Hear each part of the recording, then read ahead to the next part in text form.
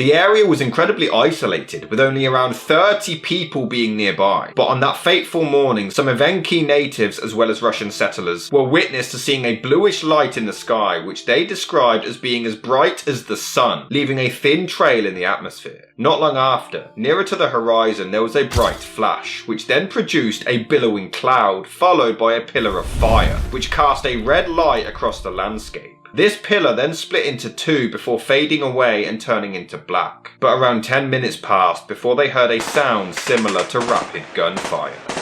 S. Semenov was a witness to this horrific incident. Quote, "The split in the sky grew larger and the entire northern side was covered with fire. At that moment I became so hot that I couldn't bear it, as if my shirt was on fire. From the northern side where the fire was came strong heat. I wanted to tear off my shirt and throw it down, but then the sky shut closed and a strong thump sounded, and I was thrown a few meters. After that such noise came as if rocks were falling or cannons were firing. The earth shook, and when I was on the ground I pressed my head down fearing rocks would smash it." End quote. Followed by Chuchan of the Shanjajia tribe. Quote, "We started crying out for father, mother, brother, but no one answered. There was a noise behind the hut. We could hear trees falling down. Chekarin and I got out of our sleeping bags and wanted to run out, but then the thunder struck. The earth began to move and rock. The wind hit our hut and knocked it over. Then I saw a wonder. Trees were falling. The branches were on fire. It became mighty bright. How can I say this? As if there was a second sun. My eyes were hurting." End quote.